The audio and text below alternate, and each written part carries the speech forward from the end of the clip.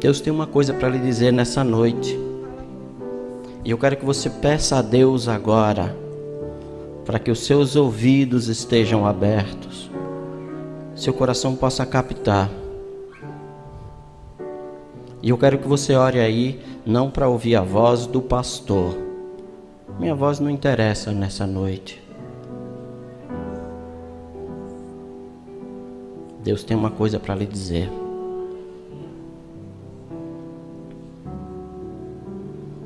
Em espírito e em verdade, Senhor, nós reconhecemos que o nosso propósito, o nosso modelo está em Ti.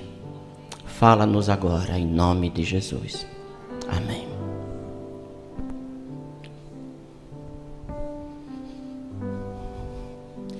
Queridos, quando Tijuca falou comigo, foi ele que falou comigo sobre a escala de falar hoje à noite. Ele disse que era o mês da juventude. Diga a honra da barba branca falar para a juventude. Eu digo, rapaz, negócio... Bom, por que ele me escolheu para falar para a juventude, eu não sei e nem vou perguntar. Mas desde então eu tenho pensado seriamente, tenho levado a Deus sobre o que trazer, como refletir sobre esse tempo. E como trouxeram uma barba branca para falar para jovens, você que já tem o cabelo branco, então pode pegar carona nesse grupo. Então é para todo mundo. E eu estive pensando no texto, desde então, Romanos capítulo 12, dá para colocar ali os versos 1 e 2? Romanos 12, versos 1 e 2, isso. Portanto, irmãos, rogo-lhes pelas misericórdias de Deus, que se ofereçam em sacrifício vivo, santo e agradável a Deus. E esse é o culto racional de vocês. E não se amoldem ao padrão desse mundo, mas transformem-se pela renovação da sua mente, para que sejam capazes de experimentar e comprovar a boa, agradável e perfeita vontade de Deus. Amém?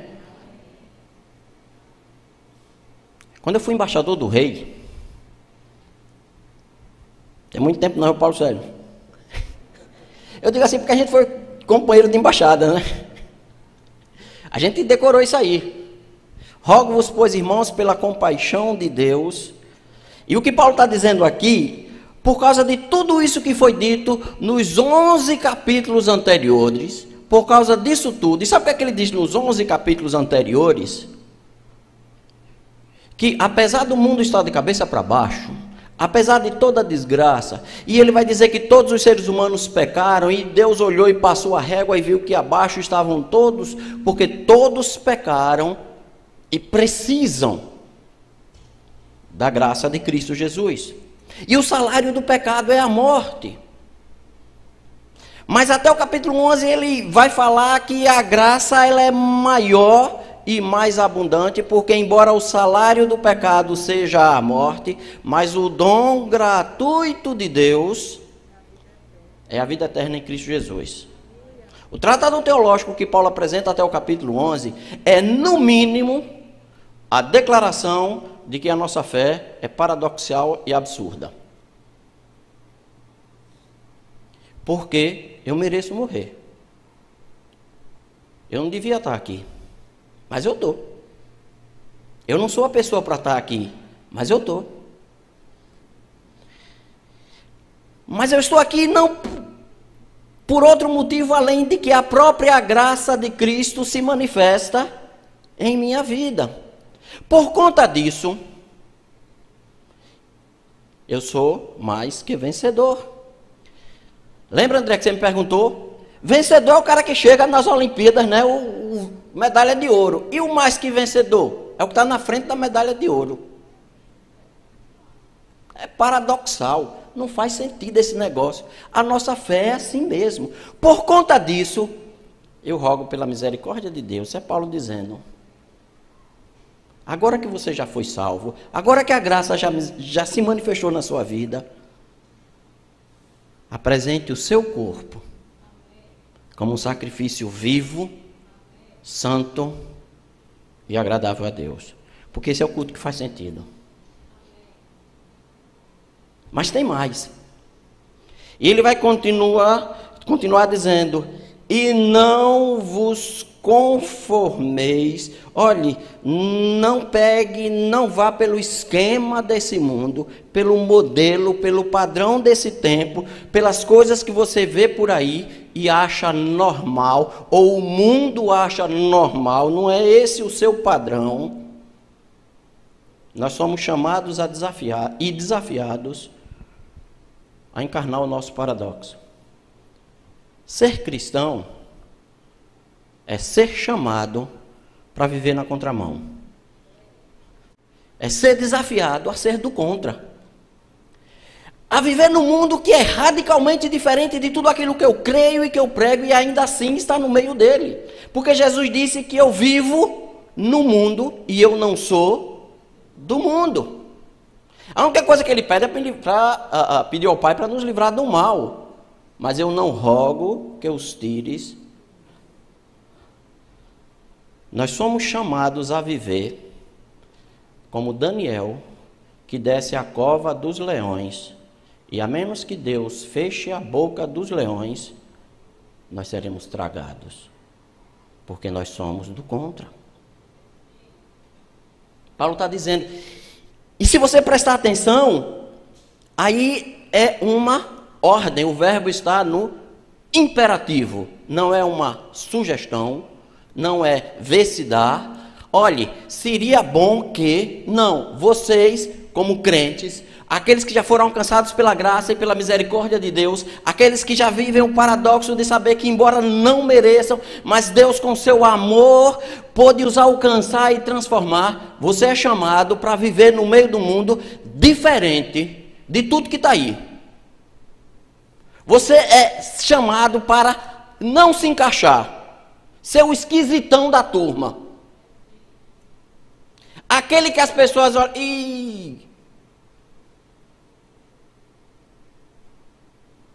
o esquema, os valores, as prioridades do mundo não podem ser as nossas prioridades e valores. Aquilo que o mundo acha certo e normal, eu não posso achar certo e normal. Eu tenho que viver no meio do mundo com um gosto estranho na boca, com gastura de viver nesse tempo, porque eu estou no tempo errado, eu estou no momento errado, eu não sou desse tempo, eu não sou desse momento, mas eu não tenho como sair daqui.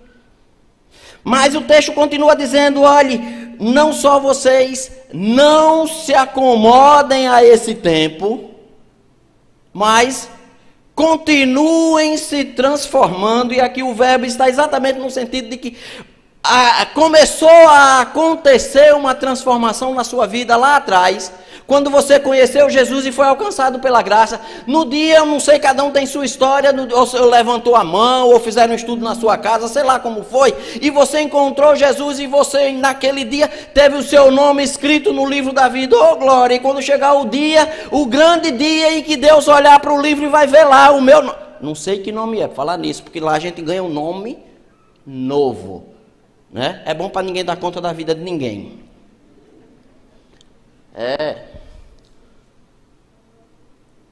A Bíblia diz que ali começou uma transformação na sua vida e que tem que lhe levar adiante. Por isso Paulo está dando uma ordem: continue o processo de transformação. Não acabou ainda. E ele, escrevendo aos Efésios, vai dizer que até que cheguemos à estatura de varão, vai acabar a sua transformação no dia em que Deus olhar para você e disser: tá bom, tá do jeito que eu quero, agora eu vou lhe levar. Mas enquanto estamos aqui, estamos em processo. Um dia está melhor. E falar para jovem, mais adolescente, né? Porque adolescente é a fase clássica das transformações, né? O menino, 15 anos, aí parece que está empoleirado igual galo, né? Aí chega para a menina, ensaiou em casa aquela voz poderosa, né? Boa noite, querida. Aí na hora a voz não encaixa. Como é que você está? Vocês estão rindo porque já viram isso acontecer, né? Porque é um processo de transformação. É uma fase da vida em que as coisas são de um jeito de manhã e de outro jeito de noite. Os hormônios estão em ebulição. Mas não se preocupe não, que isso não é maldição não. Deus lhe fez assim. Esses hormônios todos que estão aí, foi Deus que lhe deu. E é para a sua bênção. Já pensou nisso? Foi sim. Mas que um dia, não é assim? Fala sério. De manhã está de um jeito, com a vontade de cantar e pular. À noite dá vontade de chorar e você não sabe por quê. Porque está em processo de transformação. Ainda está se formando. O que Paulo está dizendo aos romanos é exatamente isso. Nós estamos em processo de transformação. E tem dia que eu estou muito santo, estou todo aleluiado e canto, oh glória, né? Espiritualmente elevado. Eita Jesus! Mas no outro dia,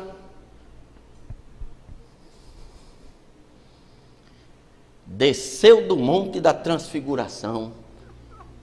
Oh glória, que estava lá em cima. Mas tinha um endemoniado esperando lá embaixo. Vida de crente é assim. Um dia a gente está no monte, outro dia está no vale. Porque nós estamos em processo de transformação. O que Paulo está dizendo aos romanos é: você está debaixo de um mandamento que você precisa prosseguir. Não desista no meio da caminhada. E Jesus disse: olha, aquele que está no caminho e olha para trás, aquele que lança a mão do arado e olha para trás, não é digno do reino. Nós estamos em processo. Só não pode parar. Continue se transformando. Seja hoje um crente melhor do que foi a semana passada. Nem que seja um tantinho só, mas continue. Crente não pode parar. É curioso que no primeiro século, os cristãos, antes de serem conhecidos por esse nome, cristãos, era conhecido como o grupo do caminho, porque era um povo que vivia peregrinando. Vida de crente é assim. Eu tenho um destino, eu tenho uma meta, eu tenho um objetivo, eu tenho um padrão a alcançar, e enquanto não chegar lá, eu não posso parar. Eu sei, às vezes está cansado, com pandemia, às vezes, e dependendo da pessoa, enche a paciência. Tem dia que dá vontade de chutar o pau da barraca, largar tudo para lá.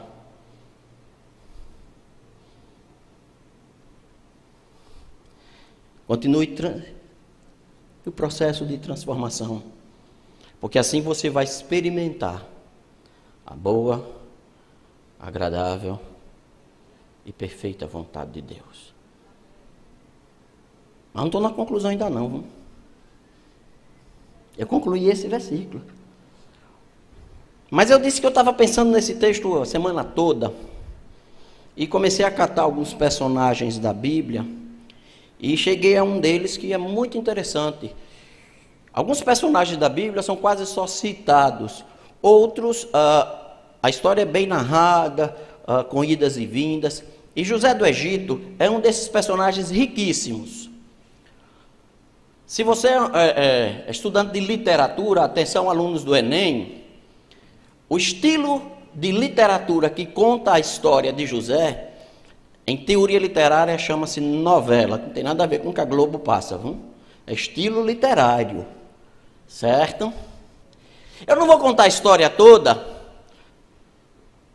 mas eu quero fazer alguns destaques. Vocês lembram da história de José, né? É o 11º filho de Jacó, o primeiro da sua amada Raquel, e por conta disso ele teve toda uma história, todo um trato de predileção pelo seu pai, e isso criou vários traumas dentro da família. Aquela era uma família extremamente complicada. Mas por conta disso aí, um dia seus irmãos o pegam e querem matar, mas Judá, um de seus irmãos, disse: não mata ele não, vamos vender ele como escravo e manda ele embora, pelo menos a gente não fica com o sangue dele na mão. E ele é vendido e vai parar no Egito, e lá ele vai para a casa de Potifar, que é o comandante do exército do faraó, e ele trabalha como escravo. E lá, veja que a história dele é uma história de muitas idas e vindas, altos e baixos. A Bíblia diz que nessa época, quando ele chega à casa de Potifar, ele tem ali por volta dos 17 anos de idade, um garotão, né? Menino, ainda aprendendo a ser maduro, ainda aprendendo a ser gente. E ele começa a trabalhar lá, e eu não sei, o texto não diz quanto tempo passa, mas o trabalho dele dá certo. E ele então cresce dentro da hierarquia dos funcionários lá, dos escravos do Potifar. E a ponto de Potifar dizer assim: olha, você vai administrar toda a minha casa. E você tem direito a botar a mão no que você quiser. E faça da sua maneira. Mas tem uma interdição. Aquela ali, ó, é minha mulher. Nela você não toca. A casa, a despensa, o trigo que está lá, as ordens nos outros escravos, faça do seu jeito. Não quero me preocupar, eu sou comandante do exército, meu negócio é liderar a tropa, é estar na frente de batalha, essas coisas assim. Não, eu quero a minha casa funcionando. Agora tem uma interdição. Não toca nela. Ali a coisa muda de figura. Se você quiser abrir a sua Bíblia, Gênesis capítulo 39, verso 7, só para pegar uma frase, dá para botar aí, Gênesis 39, verso 7. Isso é a mulher de Potifar que chega, olhou para José, caba bonito, malhado, bom de selfie. Rapaz, o cabra, olha, like não lhe faltava. Diga, né? Caba tampa, né? Ela disse: é esse? Oxe, peraí. Marido longe. Depois de certo tempo, a mulher do seu senhor começou a cobiçá-lo e o convidou: venha deitar comigo. E aqui nós temos um ponto-chave. Como eu disse, não vou contar a história toda de José, mas eu quero fazer alguns destaques, porque aqui eu começo a compreender exatamente a diferença entre os valores do mundo, desse tempo presente, aquilo que é oferecido, aquilo que parece normal para esse tempo, e aquilo que eu entendo em Cristo Jesus, porque sou nova criatura, porque já nasci de novo, porque eu estou em processo de transformação. Esses valores não me cabem. E o elemento sexo aqui é só um detalhe, viu? Só um detalhe. A proposta que essa mulher faz a José, num tempo como o de hoje, seria algo do tipo: vamos dar uma rapidinha? Ninguém está vendo não. É só nós aqui. Na verdade, o que ela está dizendo é o seguinte: o que vale é o prazer momentâneo. As consequências não interessam. E é exatamente esse o valor que impera no mundo em que a gente vive. Vivemos no tempo do agora, do prazer para já. E se prega por aí: eu tenho o direito de ser feliz. Já ouviram essa frase? Sabe de quem é essa frase? De Satanás, do cão, do encardido. Não é de Deus não. Você não tem direito de ser feliz não. Você é servo de Cristo. Você tem obrigação de servir. Nós não estamos aqui para ser feliz. Feliz é um bônus. Porque as aflições do tempo presente, essas não se podem comparar com a glória que em nós há de ser revelada. Aí sim. Mas aqui é tempo de servir. Deus, falando com o profeta Isaías, ele disse: olha, esse povo aqui é o povo que eu criei para o meu louvor. Você não foi criado para ser feliz, você foi criado para adorar a Deus. E se você não fizer isso, você nem vai cumprir o seu objetivo e nem vai ser feliz. Nunca se viveu um tempo que se pregou, que se falou, que se fez tanta propaganda de felicidade. E nunca se viveu um tempo em que tantas pessoas são traumatizadas, neurotizadas, são ansiosas e tanto se matam. Porque a busca da felicidade momentânea significa a desgraça de sua vida. Se você vive para ser feliz, você está caminhando a passos largos para morrer infeliz. O que a mulher de Potifar está dizendo para José é: a felicidade do momento é o que conta. Mas esses são os valores do tempo presente. José vai responder para ela: não, eu tenho valores. E veja que José viveu antes da lei, nem para dizer assim: eu estou cumprindo a lei. Não é nem isso, é que ele sabe que ele tem valores. Ele disse: olha, o prazer momentâneo não vale a desgraça que vai me prosseguir, que vem adiante. Não vale. Se você está vivendo nesse tempo, saiba que você tem que viver no mundo ao contrário. Quando dizem: aproveite, curta o momento, é só uma ervazinha, vai ficar zen. A desgraça que vem depois não compensa um momento. Vivemos numa sociedade que prega, que defende, que advoga a satisfação. Quantos casamentos você conhece? Essa é a última coisa que a gente fala. Vou até olhar para a câmera aqui, ó. Fala, você conhece, mas não fala, porque falar da vida dos outros é feio, viu? Quantos casamentos você conhece que se acabaram? Não consigo mais, não sinto mais prazer, não sou feliz no casamento. Eu tenho direito a ser feliz. Isso é uma proposta maligna. Eu estive diante do altar e foi aqui mesmo. E diante de Deus, e no meu caso eram os meus pais, o meu pai e o meu sogro que eram os pastores, né? E eu fiz uma promessa, eu fiz um voto diante de Deus. Se eu gostar, se eu for feliz, eu vou viver com ela até morrer.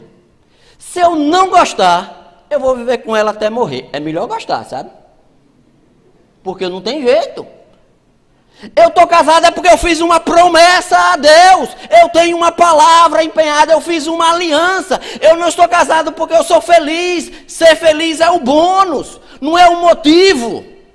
E as pessoas acabam o casamento. Eu tenho direito. Você não tem, você tem uma palavra, porque esteve diante do altar, diante do Santíssimo, e você empenhou a sua aliança, que você não pode quebrar. É por isso que esse negócio de relacionamento é coisa séria. A questão não é se você está gostando ou não gostando. É por isso que a gente não pode brincar com essas coisas. Vivemos num mundo em que vou casar para ver se dá certo. Começou errado. Começou errado. Se não der certo, depois a gente vê o que faz. Começou errado. Ou você assume um compromisso diante de Deus e entra nesse negócio para valer, ou deixa de brincar com essas coisas. E no nosso caso ainda é mais sério do que no caso de José. A história está só começando, a história da humanidade. Jesus ainda não tinha vindo, e eu hoje já tenho uma percepção muito maior e muito mais clara. Falando em relacionamento, de um mundo em que vive relacionamentos descartáveis, em que trata as outras pessoas como objeto, em que não dão valor um ao outro e posta o que quiser nas redes sociais sem assumir as consequências, e fere, e destila ódio.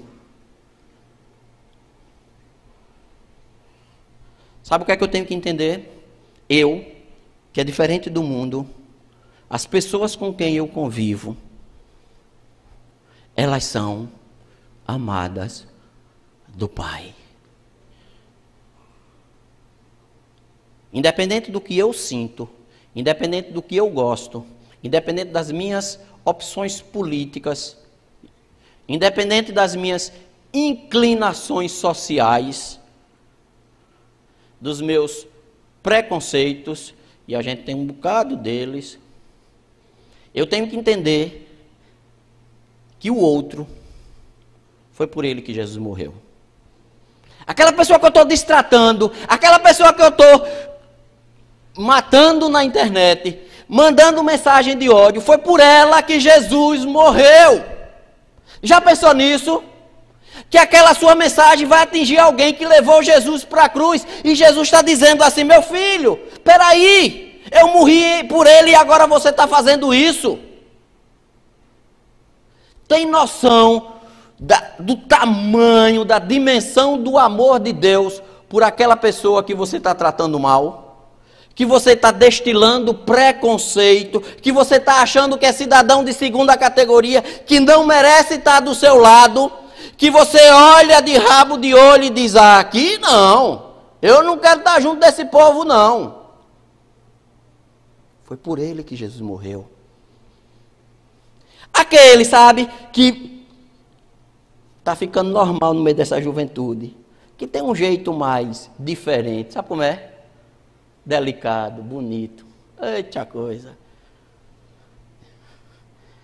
Temos que defender os nossos valores. E em nome dos nossos valores, estamos pisando em homens e mulheres, jovens e velhos, pelos quais Jesus morreu, que são alvo preferencial do amor de Deus. Ah, pastor, mas ele vive em pecado. Ah, e eu vivo como? E você vive como? Paulo disse, Romanos, lembra? Todos são pecadores. Ah, mas o pecado dele, o salário do pecado é a morte. Não é não? Só que a minha morte já foi levada na cruz do Calvário. Oh, glória! E é isso que tem que ser o conteúdo da minha mensagem. A mulher de Potifar não sabia nada disso. Mas José, 2.500 anos antes de Cristo, já sabia que há valores que não se negociam. Mesmo que a história de José, como não deu certo, a mulher fez um escândalo. Quando você está disposto a viver a sua vida correta diante de Deus, aguenta a pancada. Aguenta a pancada, porque a pancada vem. Porque a gente vive na contramão. A gente vive num mundo que não nos ama. Jesus disse, olha, eles vão odiar vocês, porque eles primeiro odiaram a mim. Mas é por meio deles, aí vocês vão viver como cordeiro no meio de lobo. Se prepara para viver na contramão. E José, no meio desse imbróglio todo, sem culpa alguma, vai parar na prisão. Diga-se a alguém que tinha o direito de mimimi, era José. Ah, Senhor, eu estou certo. Olha o que fizeram comigo. Diga se a gente não vive numa geração de mimimi. Não me toque, estou ofendido. Né? Não gostei. Respeite os meus direitos. Eu tenho o direito de morrer, é só o que eu tenho, em Cristo Jesus. Porque a vida que eu agora vivo na fé em Cristo Jesus. Sabe quem passou por uma experiência parecida? Paulo e Silas. A história, ele estava lá em Filipe e tinha uma mulher que era explorada por religiosos. A religião às vezes é uma desgraça, às vezes. Ela pode ser instrumento de bênção e pode ser instrumento de maldição. Depende de como ela é tratada. Não sou contra a religião. Se eu fosse contra a religião, não ocupava esse púlpito, isso é óbvio. Mas às vezes ela pode escravizar e explorar as pessoas. Às vezes pode ter um discurso que é escravizador, que desrespeita as pessoas. E Paulo chega no meio daquela situação e expulsa o demônio daquela garota, e então aqueles que viviam explorando a fé alheia ficam incomodados e pegam Paulo e pegam Silas e jogam na prisão. Naquela época não tinha comissão de direitos humanos. Coitado de Paulo e Silas, devia estar bagaço lá na prisão. Apanharam até umas horas. Quando você está disposto a viver a sua fé até as últimas consequências, uma fé que valoriza o ser humano, valoriza homens e mulheres, independente de quem sejam, porque é assim que Deus me ama e eu preciso amar o próximo. Esteja disposto, esteja preparado para dormir no calabouço. Mas sabe o que Paulo faz lá? Senhor, eu ajudei aquela mulher, Senhor, eu não mereço estar aqui. Olha, tanto ódio aqui, né? Aqui no meu Instagram, tá todo mundo, #morra Paulo. Né? Mas, Senhor, aqui, olha, eita Jesus, olha, não vou nem ler mais esses negócios. Não era isso que Paulo estava fazendo, não. O texto diz que à meia-noite Paulo e Silas cantavam, porque ele entendeu que ele foi criado para glorificar a Deus. Não importam as circunstâncias, porque nós vivemos na contramão desse mundo. Eu não fui criado para ser feliz. Eu fui criado para adorar a Deus. E mesmo no calabouço eu adoro a Deus, porque essa é a razão da minha existência. Ainda que a figueira não floresça, sabe? Ai, mas deu tudo errado. Mas eu sei o meu lugar. Eu sei quem eu sou. Eu sei quais são os meus objetivos. Eu sei qual é o meu modelo. E nada vai mudar essa realidade. Nada vai mudar quem eu sou. Porque eu sou assim por dentro. Eu sou assim. Está no meu DNA. Eu sou assim. Quando você entender que andar na contramão do mundo, como José, como Paulo, implica que você vai morrer. Então tomar umas cortadas na internet é fichinha. Bobagem. Estou pronto para morrer. Quanto mais você me bloquear, fica à vontade. Vai perder você, mas eu não deixo de glorificar a Deus. E José vai para o cárcere. Chegando no cárcere, a história vai passando. E lembra o que aconteceu na casa de Potifar? Entrou como escravo, saiu como prisioneiro, mas era o chefe da casa. Na prisão agora, ele ganha a confiança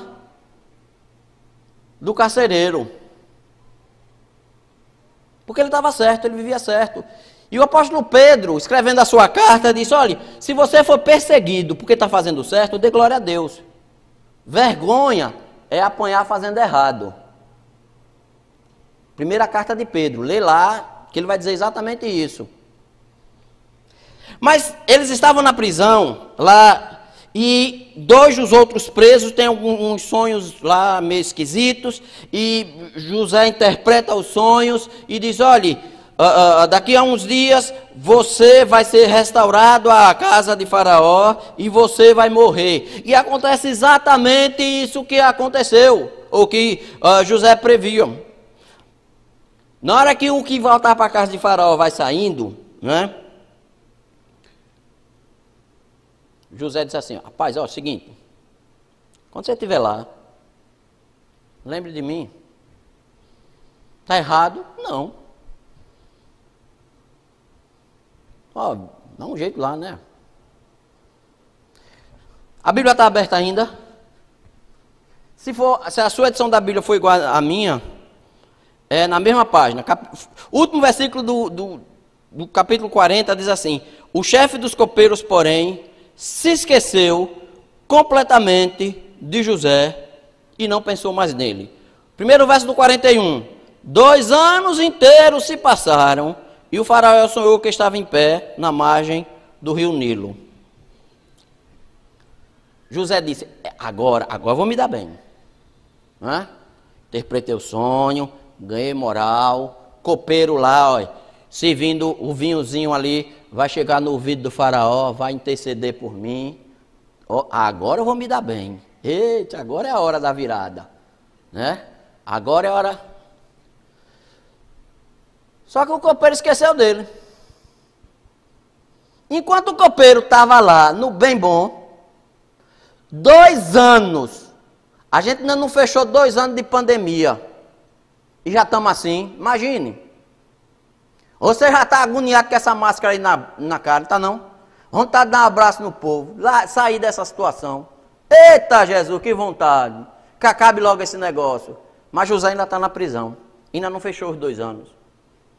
Esqueceram dele. Nós vivemos numa geração que é marcada pela pressa, pela urgência. Quando eu estudei lá em Recife, Paulo Sérgio em João Pessoa deve ter sido a mesma coisa. Quando chegava uma carta de Aracaju, diga aí.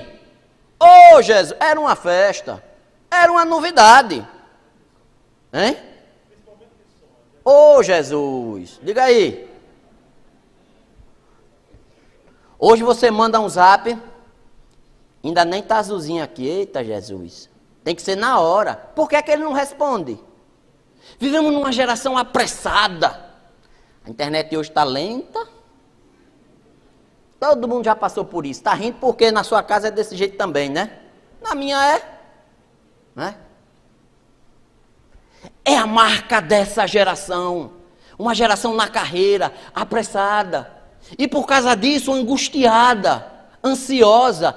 Tem que ser agora, tem que ser ligeiro. E Jesus vai dizer: por mais aperreado que você seja, por mais ansioso que você seja, por mais pensamento acelerado que você seja, você não pode acrescentar um côvado, um nadinha para a sua vida.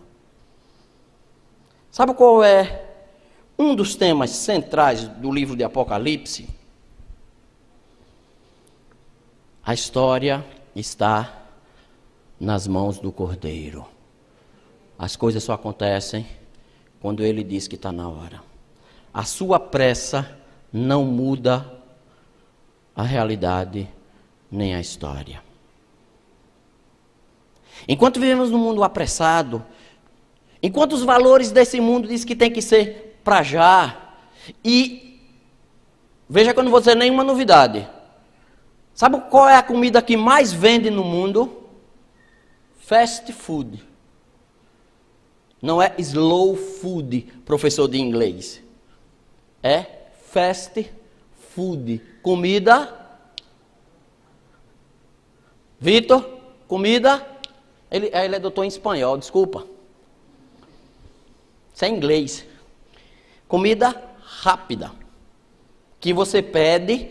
E se o motoboy demorar a entregar, você já liga. Cadê meu lanche que não chegou? Não é assim? Porque é o mundo que se vive. Mas os valores do reino de Deus diz: espera com paciência no Senhor.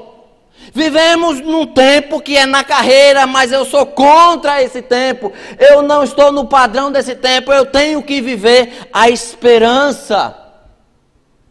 Eu tenho que viver a paciência, que cá para nós é fruto do Espírito.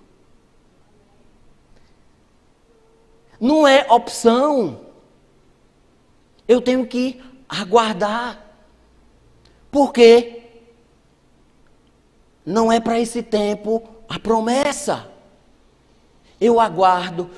O autor aos Hebreus vai dizer que nós vivemos ainda numa cidade que não é a nossa, mas aguardamos aquela. Você tem que aprender a viver a espera, a paciência de que é Deus que vai intervir em seu favor. É Deus, é quem age. Não é o fruto de sua mão que constrói o futuro. Tá certo. O texto diz que de Deus não se brinca, aquilo que você semear, isso também ceifará.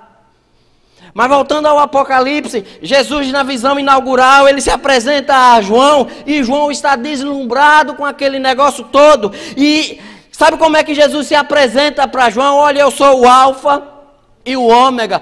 Tudo começa comigo e tudo termina em mim. Mas mais que isso, eu sou o que era, o que é, mas não será. Há de vir. É de lá para cá. Jesus está dizendo para João: João, sossega, que eu venho de lá para cá para mudar a sua história. Mas sou eu, viu, João? Sou eu, não é você não. Quando Paulo disse: olha, não se amolde, não entre no esquema desse mundo, ele está dizendo: desacelere a sua vida. Mas como? Sinceramente, às vezes nem eu mesmo sei.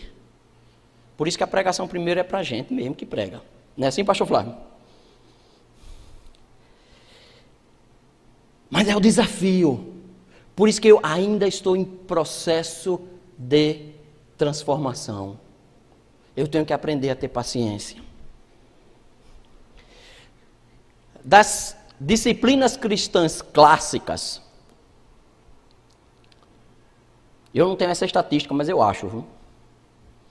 Se você achar uma estatística diferente, viu, Manassés, a gente negocia, não tem problema não.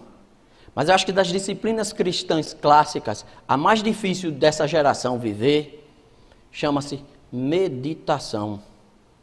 Sabe por quê? Porque meditação é quando você... Jesus disse: entra no seu quarto, fecha a porta e fica sossegado lá, só se alimentando da palavra, só conversando com Deus, sem agenda, sem compromisso. Sabe por quê? Porque mais do que as instituições, mais do que as regras, nós vivemos um cristianismo que é baseado em relacionamentos. Na viração do dia, Deus vai ao encontro de Adão e Eva. Chegando lá, ele não encontra naquele dia porque Adão e Eva tinham pecado. Mas o que Deus foi ao encontro não foi do pecador. Ele disse: olha, eu quero me relacionar com você, e todo dia a gente está aqui, porque Deus gosta de estar na nossa companhia. Eu não mereço nada, lembra? É o paradoxo da nossa fé. Eu não mereço, mas Deus diz: olha, você não merece não, eu conheço seus podres todinho. Aquilo nojento que você guardou aí no seu coração, eu sei. Quando você olhou para aquela mulher que não devia, eu estou sabendo, viu? Aquele troco que você devia dar e não deu, eu estou sabendo, viu? Quando você furou a fila, eu vi, entendeu? O carrinho do supermercado que você foi empurrar e arranhou o carro do vizinho e fez de conta que não era com você. Quando você brigou por um direito que não era seu, mas se calou diante do direito alheio. E Deus esperava que você fosse o defensor do pobre e do necessitado. Está no livro de Provérbios. Deus sabe que você se acovardou. Mas mesmo assim Deus disse assim, ó, você tem tudo isso. Mas diga que eu gosto de estar com você. Diga que eu quero me relacionar com você. E eu quero só que você pare aí, sossega aí um pouco, rapaz. Desde a agonia. Nem que tenha que esperar 2 anos. A companhia vale a pena. Lembra que a gente citei na estante? Pedro e companhia no Monte da Transfiguração. Que lição. Ele olha para Jesus. Jesus, o negócio aqui é bom. Hein? Diga um negócio bom. Vamos ficar por aqui mesmo? Como estamos ainda em processo, Jesus, não, a gente tem que descer. Vida cristã tem que desejar estar na presença do Altíssimo, sem pressa. O mundo que eu vivo, vive na carreira, mas eu tenho que parar. Eu tenho que desacelerar. Mas, pastor, na minha juventude, se eu não estudar, se eu não... Entrega o teu caminho ao Senhor. Confia nele. O meu resto? Quem vai fazer? Sossega. Deixa que ele faz. Deixa que ele bota a mão. Porque a vontade de Deus é boa, agradável e é perfeita.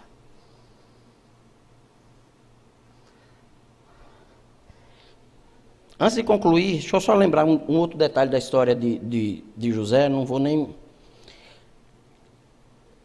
Sabe como é que termina a história de José? O pai vem ao seu encontro. E essa passagem é interessantíssima, porque Jacó, o velho Jacó, manda Judá. Olha, vai lá na frente e vê se... Mas José disse, ó, Judá, não é com você não. Você imagine, primeiro-ministro do faraó, pega a sua carruagem imperial e vem a Gósen, onde estava o seu pai. E o texto diz que ele se abraça e chora. Porque é assim que Deus faz. Aquilo que a sua história quebrou, é Deus que faz. Sabe quantos anos José tinha aí? 30 anos. Quando ele foi vendido escravo, ele tinha 17. Quantos anos ele esperou?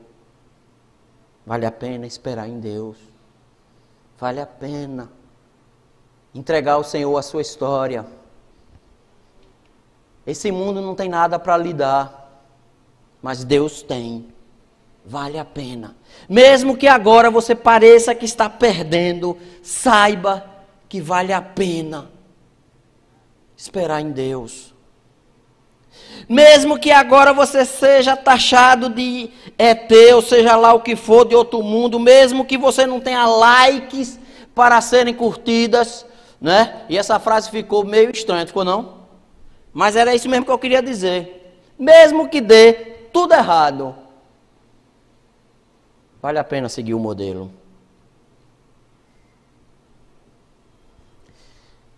Tem um texto que eu queria ler de Pedro.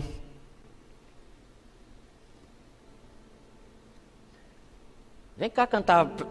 Aquela mesmo que vocês combinaram. É aquela, pode vir.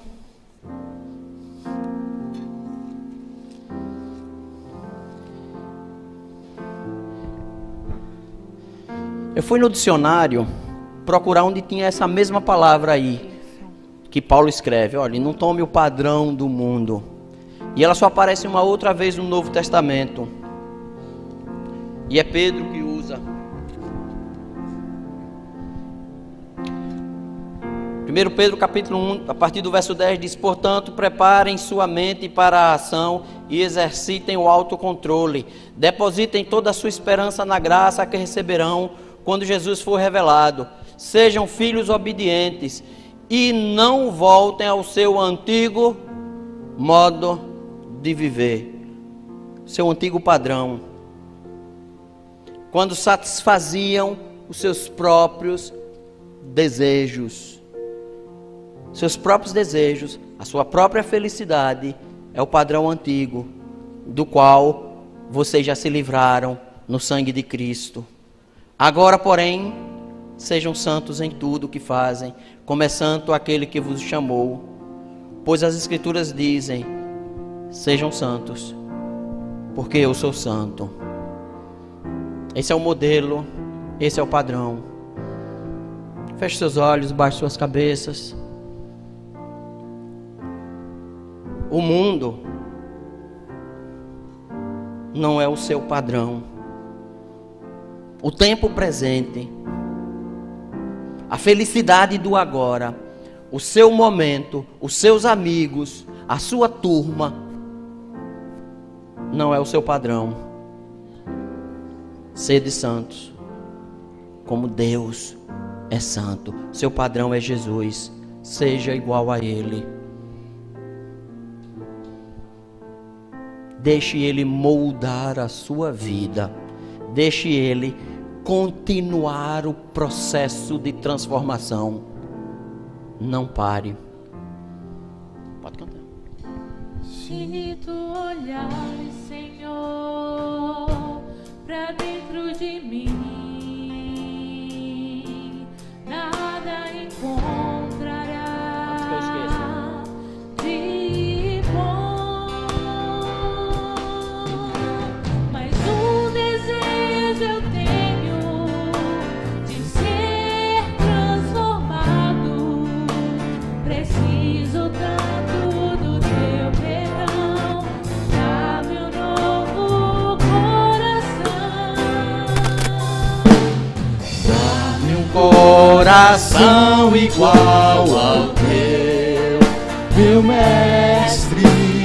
Dá-me um coração igual ao teu, coração disposto a obedecer. Se quiser ficar em pé, fique em pé aí. Faça essa oração agora. Vai, igreja, se levanta. Faça essa oração aí agora, em nome de Jesus. Aceite o padrão, o modelo de Jesus Cristo na sua vida. Coração igual ao teu, Meu mestre, dá-me um coração igual ao teu, coração disposto a obedecer, cumprir todo o teu querer. Dá-me um coração igual ao teu, ensina-me a amar o meu irmão, a olhar com os teus olhos, perdoar com teu perdão, enche-me com teu Espírito, endireita os meus caminhos. Ó Deus, dá-me um novo coração, enche-me com teu Espírito, endireita os meus caminhos. Ó Deus, dá-me um novo coração,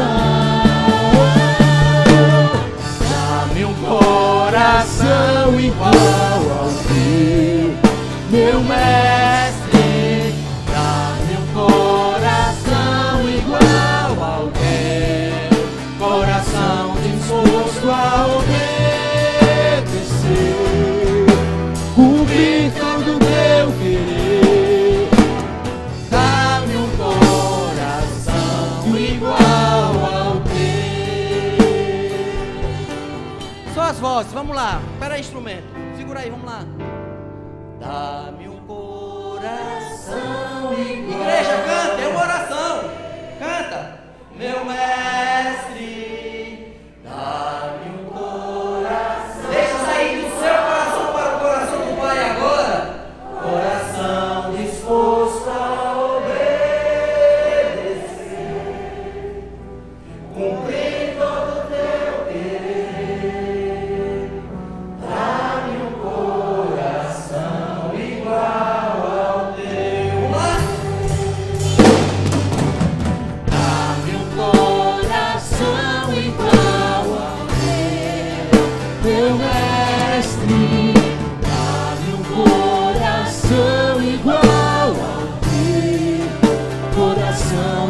disposto a obedecer, cumprir todo teu querer.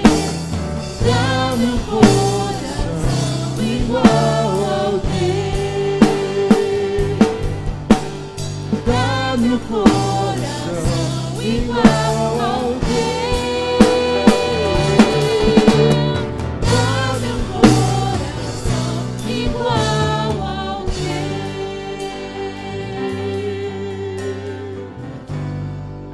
Aleluia, Senhor. Aleluia. Nós rendemos a Ti toda a honra, Senhor, toda a glória, todo louvor, toda exaltação. O Senhor é digno, merecedor. Muito obrigado, Senhor, porque a Tua graça é melhor do que a vida. Obrigado, Senhor, pela Tua palavra explanada nessa noite. Obrigado, Senhor, porque ela fala ao nosso coração. Dá-nos, ó Deus, ouvidos não apenas atentos ao falar, mas que possamos praticar, exercer aquilo que ouvimos e colocar exercício em nossa vida. Ó Pai, que aquilo que cantamos seja de fato verdade no nosso dia a dia. Nós, ó Deus, agradecemos, porque sabemos que cada dia o Senhor tem preparado, tem alimentado, tem feito com que a Tua igreja ela possa vir a cumprir a sua missão. Portanto, dá-nos a graça de sermos participantes de tal forma que não venhamos a ficar desapercebidos quanto a isso, mas que possamos, ó Deus, de fato, termos um coração que pense e que reflita Jesus em nossa vida. Abençoa, Senhor, nossos jovens e adolescentes. Abençoa essa igreja, cada pai aqui presente, cada crente que faz parte desse corpo de Cristo aqui local. Ó Deus, nós te pedimos a Tua bênção sobre nós e oramos em nome de Jesus. Amém.